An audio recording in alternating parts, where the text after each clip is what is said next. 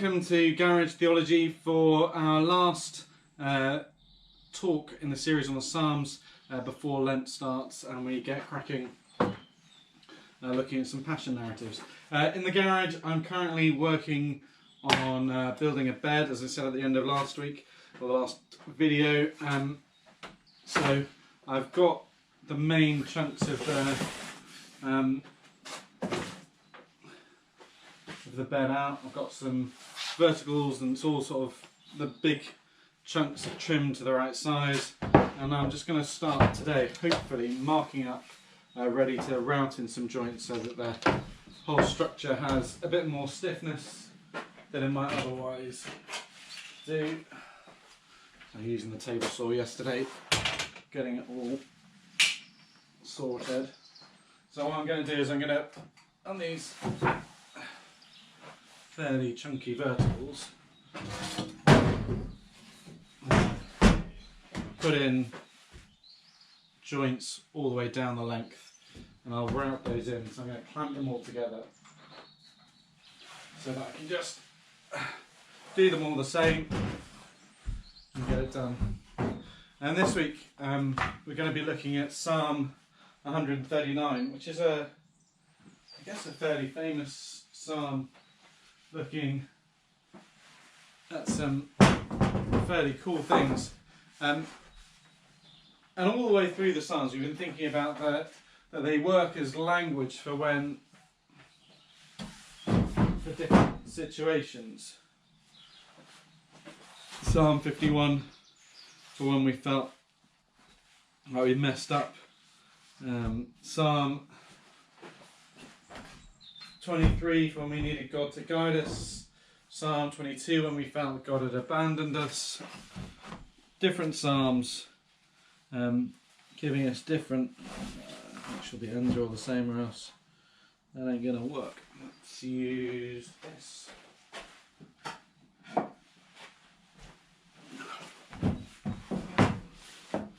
It's a nice straight edge. And Psalm 139 is a great psalm in terms of for use when we're feeling like we're not sure who we are, what our identity is anymore, full of who am I type answers to questions. But slightly wacky in a way, and that sort of sounds wacky. It's also a psalm that speaks a lot about, doesn't speak a lot about, but allows the reader to be read by the psalm. The psalm can read us if we give it the opportunity. It starts and draws to a close with "Search me and know me."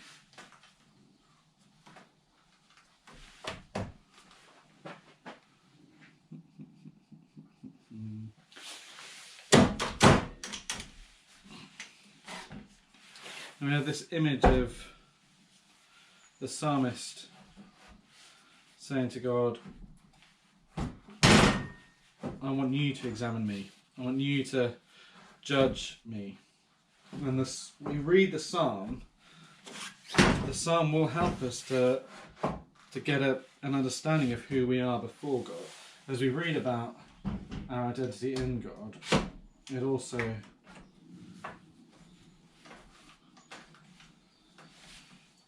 nice and tight.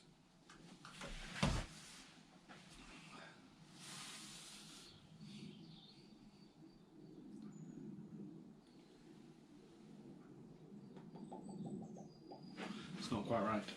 One bit here. No, just going to do it again. It's natural wood, so it's not quite perfect. So as I'm straightening it up, it's shifting a bit. Yeah. So the psalm asks us, is what you're hearing good news? Is what it's telling you about your identity good news? And what does it tell us about our identity? Well, first of all, Psalm starts off with a section that says your identity before God is who you are is completely an open book before God. You are completely known by Him. There's no part of you that's hidden from him. Everything about you is known to him. Is that good news or not? He knows our public persona and our private self. I used to be a sales manager for an IT company. I had a public persona. I wasn't particularly happy with it. This is not going to be big enough. How about the G clamp? You know, as I was going out and doing salesperson type things, I had to play make-believe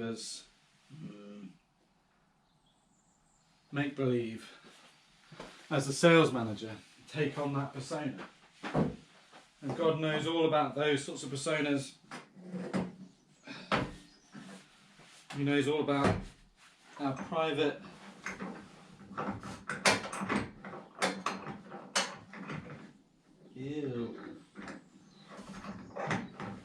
underside this bit of table is kind of yucky.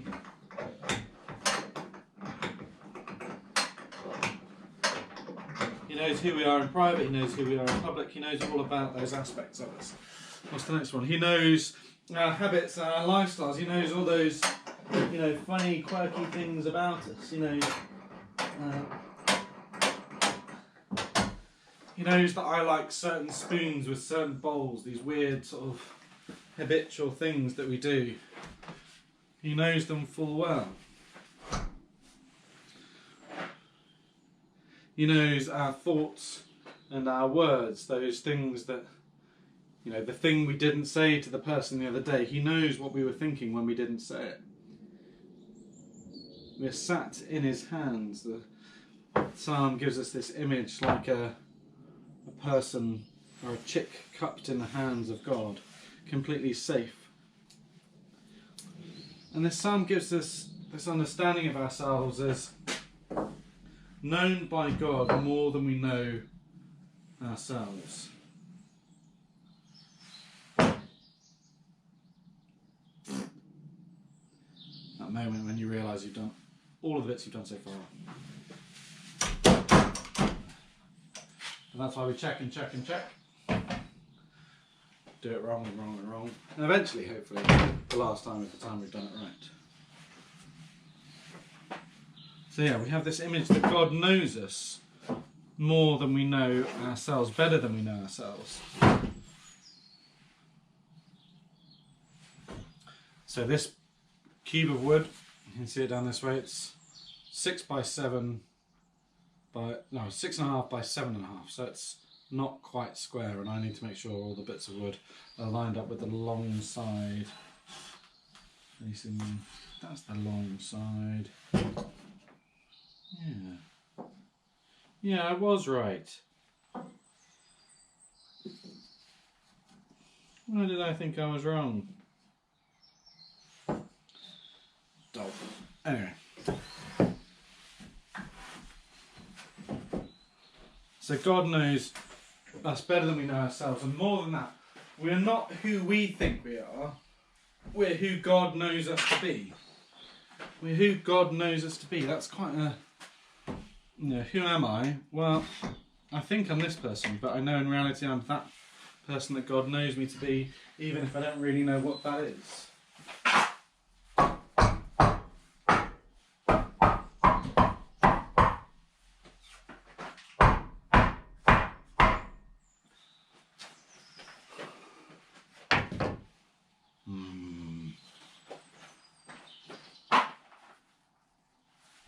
Is that good news?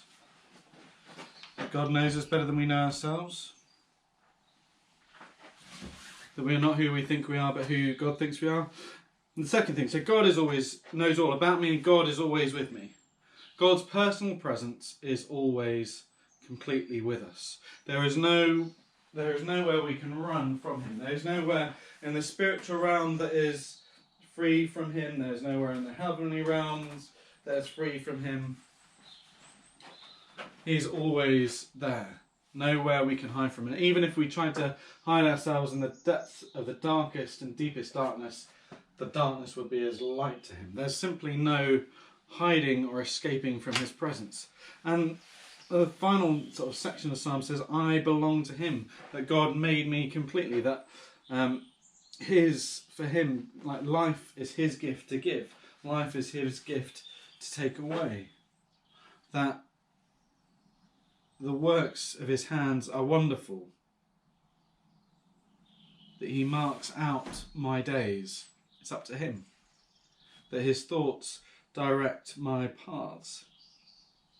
And so we're kind of, the psalmist has us in this place of questioning, is it great that he knows me, that he's always known everything about me, that he's always with me, that I completely belong to him? And then in verse 19 it takes this seemingly strange left turn. If only you, God, would slay the wicked. Away from me, you who are bloodthirsty. They speak of you with evil intent.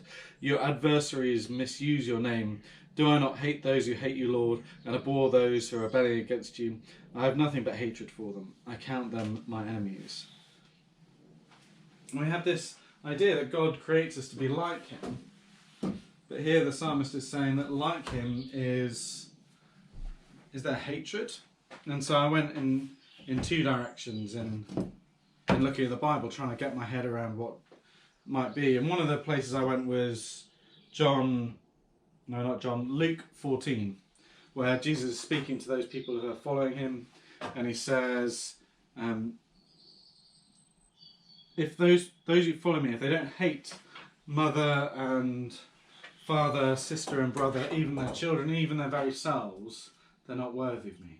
So Jesus does speak about hate, but hate there is, it's not, when my children, if they say, I hate you to their brother, I've only got boys, so it's always to their brother. I tell them not to, because for me, saying you hate someone is kind of like saying I wish you were dead. And I don't think Jesus there means the word hate in the sense of I wish you were dead. I think he means hate in a slightly different way. I think he means that our relationship to him must be paramount. That no relationship, not even those closest relationships with our family, our brothers and sisters, our parents, should be greater than our relationship with him. That we must place our allegiance with him above everything else. So hate, perhaps, when we're talking about it in the psalm, maybe that's not about desiring death, but desiring right relationship with God in a way that might be quite uncomfortable and judgmentally for people who are bloodthirsty and use God's name inappropriately. But then I was also drawn to Numbers 25, where a priest called Phineas, the Israelites have been having inappropriate relationships, shall we say, with Midianites, and the whole community is in sorrow and saying sorry to God because he's sent a plague on them because they behave in this way with Midianites. And in the middle of all this grief and repentance, this Israelite guy and his Midianite mistress walk through the crowds of people sort of breaking their hearts and sobbing before God for their sinfulness, and are really brazen. And this fella Phineas picks up a spear, and what follows is not particularly pleasant. He drives a spear through the man all the way into the Midianite woman's stomach, and they both die. And God says, I'm lifting the plague off you because Phineas is as zealous for my honour as I am. And this idea that perhaps the psalmist wants us to see that we should be seeing how God knows everything about us, how God is always with us, how God made us and how we're wonderfully made. Perhaps he's saying, well, so we should feel as passionate about the honour of God's name as God is, and we should be seeking after his honour as much as our own, that we should feel the way he feels. I don't know if there's a definitive answer to that, but it kind of led me back to this, or the psalm finishes with, not like me being led magically, but the psalm finishes, search me, God, know my heart, test me, and know my anxious thoughts.